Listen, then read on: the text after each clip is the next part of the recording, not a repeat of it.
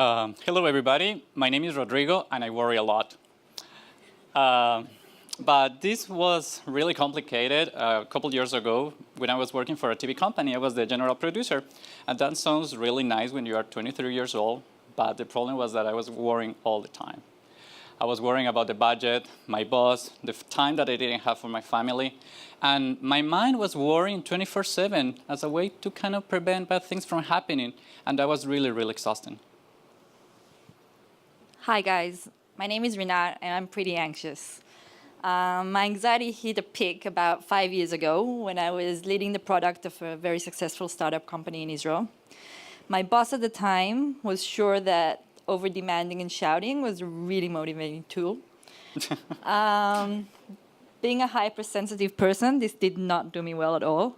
And I had constant chest pains and nausea and just worrying all the time that something horrible was about to happen. One day, I got into my car like every day and drove to work, where my body started shaking really, really bad. And luckily, I was able to pull out of the highway to the side where I was throwing up and shaking for a very long time. So this burnout led me to quit my job and explore ways how I can deal with my anxiety and help other people deal with theirs. So, having a similar issue, we decided to combine our powers to do something about it. So we started asking questions to the people that were close to us, and we met Emily, and she told us that anxiety for her is the out-of-control thoughts that are taking over her mind. She's having a horrible time every time that she wants to go to bed, every single day. Our friend Jose told us that one day he went to ER because he started feeling really tense, and then he started worrying about this tension until a moment that he started overthinking, and then he thought he was literally going to die. So imagine these sensations multiplied by millions. 40 million adults in the US are suffering from symptoms associated with anxiety. Anxiety is overwhelming and can decrease your quality of life, with your life, your relationships, your work, everywhere. There are a lot of approaches out there. There are therapy, meditation, mindfulness, CrossFit, etc., etc., etc. And even applications like Talkspace, they have thousands of users every single day. And you have seen the ads in the subway.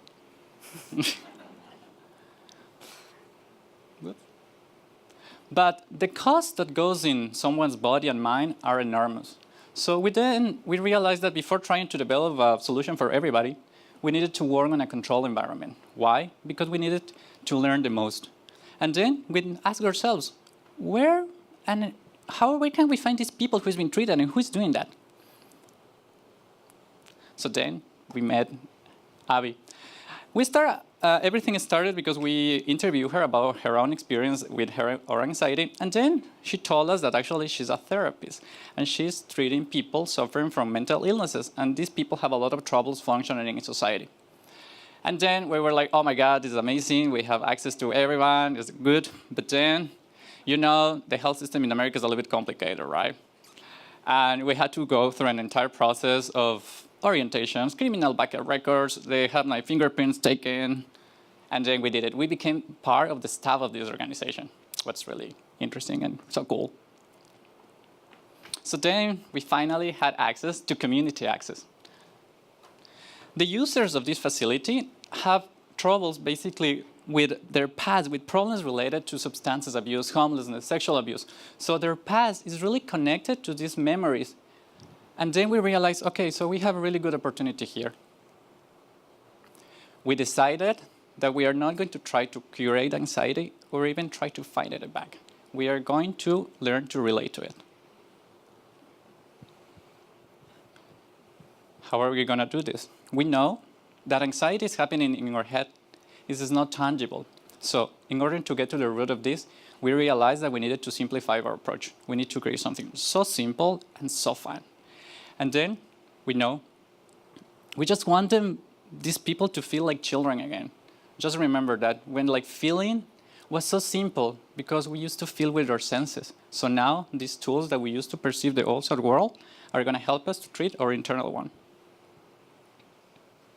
So we held a few workshops in community access. We gave them to taste fruits and vegetables and candies. We let them smell oils and herbs. However, the most wondrous thing happened was when they touched. So the touching workshop was pretty simple. All they had to do was close their eyes, and then we went through with them for a little relaxation session. And after that, still with their eyes closed, we gave them a variety of textures, starting from very soft ones to rough ones. And we gave them one by one and asked them to put it on their hands and on their face and really try to absorb that texture. And asked them to pick one that resembles how they feel right now. So we were sure, our assumption was that they would choose the rough textures because anxiety, I mean, come on, it's not cotton candy. But what happened afterwards was so surprising. It was magic. So their brain went away from their anxiety, and literally 100% of our participants chose a texture that resembled a good memory from their childhood. So this is their past we're talking about, the past that led to all those mental illnesses that they have, the past that they have such hard time relating to in measures of good memories. And it was so hard for them, but they did it. So we were pretty confused, and we asked them, why did you choose that texture? And the answer was pretty simple. It feels awesome, and it feels great. Genius.